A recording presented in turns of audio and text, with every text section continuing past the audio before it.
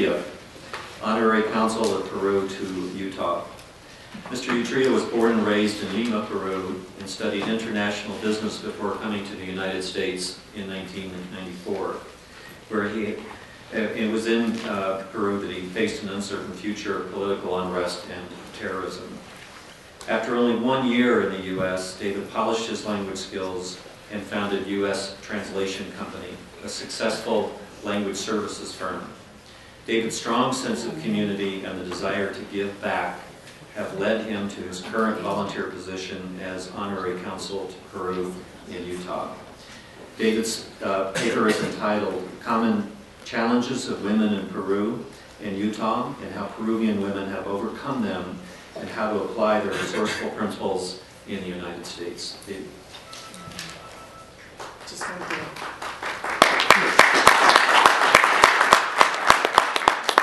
Thank you so much.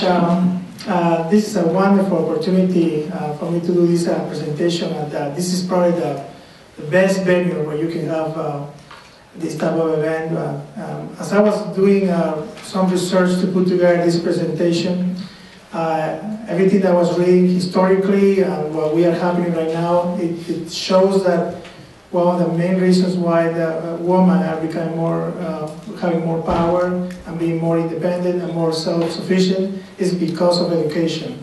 I'm not going to talk too much about that particular topic because there is very few minutes only, but I want to talk about the similarities and differences between the state of Utah woman and state of Utah woman in Peru.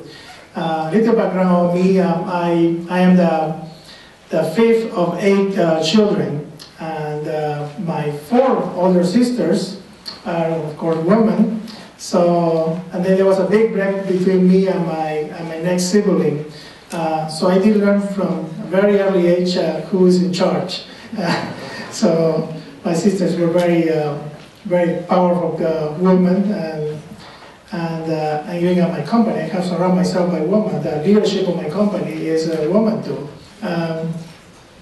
So I think that's a smart move from me. Let me, the other thing I want to say is that I have found that this is a biased opinion, that women of Utah and women of Peru are the best in the world. And that's, and that's because, thank you. And that's because, of course, I have many sisters, and then of course my mom, and also because of my wife and my 2 beautiful daughters that are happy to be from Utah. So, but let me talk about this, go over my presentation. One of the main challenges that we see in women, and this is around the world, but if you talk about particularly in Utah, is in Peru, is abuse. In Utah, there's approximately 1 domestic violence related to homicide each month in this state. In Peru, there are so many that there is no statistical data. We have hundreds of domestic violence cases every day. That is a big issue there. Another one is women very young, and perhaps because of that, not having much experience, not getting education, not getting work experience, and because of that, lacking self-sufficient skills. And that's something that happens here in Utah. The median age of first marriage in Utah for a groom is 23, and for a bride 21. Median age of first marriage in the U.S. is 26.8, and bride 25.1. Utah is leads the Consul marriages with the youngest. In Peru, it's a little different because women are not getting married; they're just getting together, and that's one big challenge. And then having kids, at a very early age. Of course, as I was mentioning, lacking of self-sufficiency because they didn't get, again, education, as I was mentioning before. There's a lot of pressure with image. I'm too fat, I'm too skinny, I'm too tall, too short. And there is a lot of social pressure that woman also faces here and everywhere in the world too, including Peru. Teen pregnancy, United States stopped the teenage pregnancy in 2002 for births among teens in 28 of the world's wealthiest nations. teen pregnancy is a huge deal in Peru too. There is the average median for women, teenagers having kids above 14 years. That's very terrible. I went to this very small town with my family, and I asked these town leaders, which happen to be women, what is the number one problem that they have in this very poor town. That they were saying the number one problem is our kids having babies at so early age. We have some that are 12, 13, 14 years old that are having babies, and that is something that is a very big problem. Again, education. Societal expectations of success. There's sometimes, that society puts a lot of pressure and says you have to be successful, and if you're not successful or become rich, you are a failure and you are a bad person because of that. Spending beyond the means. Female ages 18 to 34 may have the heaviest debt load with credit cards, often a contributing factor. Little government assistance, that's mainly in Peru. There is not much government assistance. If you have a baby when you're 14 and you don't have a job and you don't have food, then you die. That's simple. There is no, we don't have money for them. Lack of education and healthcare. Health concerns in Peru revolve around lack of basic health education among the majority of the rural population, as well as general issues regarding physical and financial access to medical care, especially basic primary care, nutrition and sanitation tend to be the main cause of chronic health issues. Men is not very supportive in Peru either. Many of them, they have kids and then disappear. And then basically women are left with the care of the kids that they have. And depression in Peru also is another issue and not considered a health problem. So not treated. That people in Peru, they think that if you have depression, it's because you're a bad person. It's just because you want to be depressed. So they don't recognize that as an illness, at least in the society. Little sexual education. Only 19% of Peruvian women have comprehensive knowledge of HIV. Peruvian women have one of the highest cervical cancer mortality rates in the world, which is very dramatic.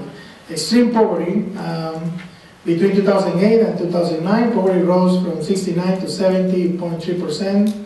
And then there is the percentages in different departments and regions in Peru. Harsh living conditions too. Many people, we have 20% of the population of Peru don't have running water. They just don't have it. That's a commodity that we enjoy here, and we should be grateful of. What lessons we learned from the women in Peru? Despite all of these complications and challenges that I have been mentioned the woman in Peru has, there are things to learn. Number one, be resourceful. Peruvian women are some of the least advantaged but most resourceful people in the planet. They are creative in using anything in their environment to promote commerce, feed their families, build shelters, and play. They are masters of artistry, like we were looking at a video with this first presenter. Weaving, beading, farming, and painting, and generally have 4 to 5 jobs. They are early risers. They just wake up at 5 o'clock in the morning and they go to bed at 10 o'clock at night. They do know how to work hard for sure. 2, be accountable. In 2010, Peru ranked number 1 in a survey of the world's best business environments for micro-lending. There's many actually humanitarian organizations here in Utah that do work in Peru, and one of the things that they do to help people to become self-sufficient is lending like $100, $50 so they can become self-sufficient, and also they provide training, which is very important, again, education. And then these women have become self-sufficient. In 2005, women in Peru represented approximately 42% of all microcredit debtors. That percentage have increased much more now. They are now 60% of women that has this credit. Peruvian women are proud, honest, and are using this lending opportunity to grow. Peru has one of the highest repayment rates. And number 3, work hard. Sense of family is rooted deep in Peruvian women. They will work tirelessly to provide to the best life possible for their children. Women will work for 3 days to attend a health meeting, or for 8 hours in one day to provide food, supplies, and shelter for their families. Peruvian women have an attitude of whatever needs to be done will be done. They work together. Takeaways. Number 1, we are not entitled. We must make opportunities for ourselves. We must work hard and tirelessly. We must be honest, ethical, and proud of who we are and what we do. Seek help and opportunities that is available to become self-sufficient and care for each other. Thank you so much.